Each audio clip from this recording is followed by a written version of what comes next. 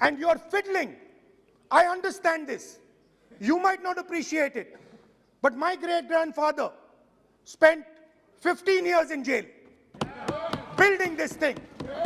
My grandmother was shot 32 times, and my father was blown into bits. So I understand a little bit about what this country is. My blood has been sacrificed, not by me, by my great-grandfather, by my grandmother, by my father for this country. So I understand what it is. And you are fiddling with something very, very dangerous. And I am advising you, stop. Because if you do not stop, you will create a problem. You have already started creating the problem. The problem has already started in the northeast. The problem has already started in Tamil Nadu. You're not visible. It's not visible to you right now. Jammu Kashmir, which I will speak about, which is my third point. Now, what you're fiddling with is extremely dangerous, and it demonstrates a complete lack of understanding of history. Please, this evening, go back and look at all the empires that have ever ruled India. Look at them carefully. You will find that every single one of them is a union of states. There's not a single empire. There was a reason Ashok used to go and put his pillars everywhere, because it was a union of states where Ashok, the great king, respected everybody. You are disrespecting everybody. Disrespect me, I don't care. It doesn't matter to me. But you cannot disrespect the people of this country. Right. Now, final. And I think one of the more important parts of my speech. Actually, I want to say one other thing, which I demand an apology from the Home Minister. And this represents again the idea of a union of states versus the idea of a king. Now, a few days ago, some political leader, I'm not going to name, came to me from Manipur. And he was very agitated. I spoke to him, I said, why are you agitated, my brother? And he says, Rahul ji, I have never felt as insulted as I have a few days ago. I said, why? He said, Rahul ji, a delegation of Manipuris, political leaders, senior leaders went to see the Home Minister. Outside his house, we were told to take off our shoes. And when we went inside his room, we found that the Home Minister was wearing his chappals. What does this mean? What exactly does this mean? Why is it that in the Home Minister's house, the Home Minister can wear chappals, but a delegation of Manipuri politicians cannot? What does this mean? Why? No, it reflects. नहीं, गलत नहीं बोल रहा हूं. मैं आपको photo दिखा दूंगा स्पीकर सर, मैं आपको फोटो दिखा दूंगा. मैंने उस व्यक्ति से बोला आप गलत बोल रहे हो. उसने कहा राहुल जी मैं आपको फोटो देता हूं, और फोटो दी उसने मुझे. This is not the way to deal with the people of India. Anyway,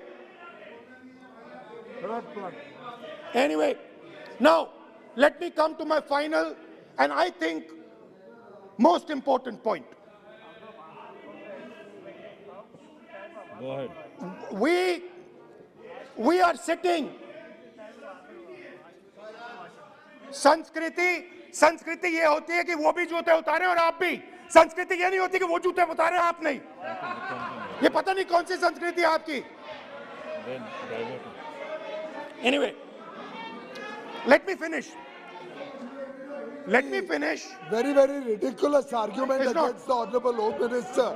It's not. And it has touched the religious sensibilities. You will decide who will You have touched the religious sensibilities of all our How will people. they decide? You will decide. Who you will decide?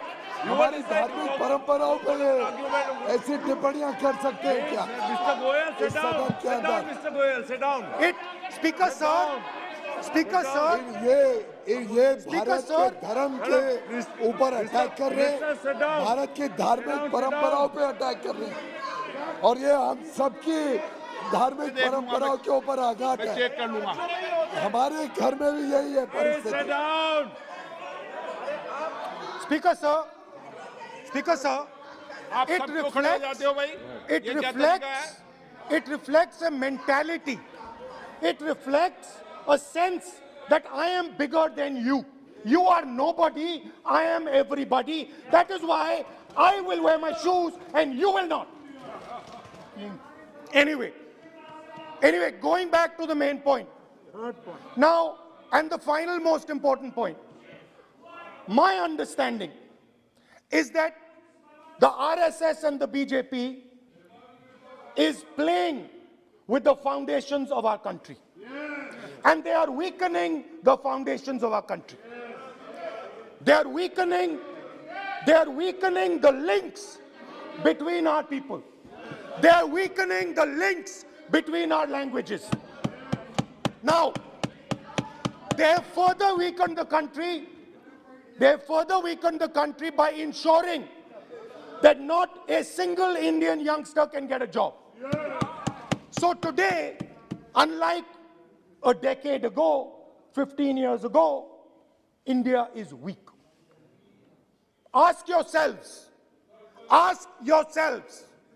why you were not able to get a guest on Republic Day. Ask yourself that question. Don't look surprised. Ask yourself that question. What is happening is that India today is completely isolated. We are completely isolated and surrounded. We are surrounded in Sri Lanka, Nepal, Burma, Pakistan, Afghanistan, China, everywhere we are surrounded. And our opponents understand our position. Please let me speak, because I'm saying something very serious, right? I'm saying something very serious. Let me say it. We have been weakened. The conversation between our people is not taking place. Our institutions are under attack, and we are completely surrounded. The Chinese have a very clear vision of what they want to do. They are very, very clear about what they want to do. And one second, please. The single biggest, you can ask anybody who understands, the single biggest strategic goal of India's foreign policy has been to keep Pakistan and China separate. This is fundamental for India. And what you have done is you have brought them together. Today, do not be under any illusion. Do not underestimate the force that is standing in front of you. Do not underestimate the power that stands in front of us. Do not underestimate it. You have brought Pakistan and China together, and this is the single biggest crime that you could commit against the people of India. China has a clear vision, and I can clearly see, without any confusion in my mind, that China has a plan. China has a plan. Go ahead. I can see without any doubt that the Chinese, please, We are all nationalists. So let us discuss properly. I can see that China has a clear-cut plan. The foundations of their plan have been put in place in Doklam and in Ladakh. Do not underestimate what we are facing. This is a very, very serious threat to the Indian nation. This is a very, very serious threat to the Indian nation. Wake up. We have made huge strategic mistakes in Jammu and Kashmir. We have made huge strategic mistakes in our foreign policy. And if we do not correct those mistakes, what are the mistakes? I have just told you. You have brought China and Pakistan together. You have brought China and Pakistan together. You have taken the concept of two different fronts and converted it into one unified front. And by the way, in case you haven't realized it, in case you haven't understood what's going on, it is very clear that the Chinese and the Pakistanis are planning. Look at the weapons that they are buying. Look at their activity. Look at the way they are talking. Look at who they are speaking to. I am clearly stating in the House of Parliament that we have made a massive blunder, and we need to make sure, absolutely sure, that we can defend ourselves against the Chinese. Please remember what I'm saying, because the Chinese will act. Remember what I'm saying, and remember that you will be responsible for anything that happens. That is why it is important that as a nation, we start this conversation. It is important as a nation that you listen to what we say, because we have experience, we have understanding. You might not think so, but we have people on this side who understand these things, have great understanding. Use us. Use us. I can see that some of you are understanding what I'm saying. I'm happy. I'm happy. I can see. So these are the 3 points I wanted to make today. The nation is now at risk. The nation is at risk. The nation is at risk from outside. From inside. The nation is at risk from inside. And that is a very dangerous place for a nation to be. And I don't like it. I'm very uncomfortable with my nation, with my beloved country standing where it is standing. Completely isolated on the outside, fighting on the inside, institutions captured, states not able to speak to each other. This worries me. It frightens me for my country. And so that is why I thought it was important that I speak today. I know that many of you will just rubbish what I'm saying. I understand it. That's what you've been told to do. And I'm happy to let you do it. But remember what I said.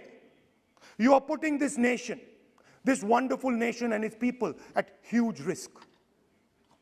Stop. Thank you. Excellent.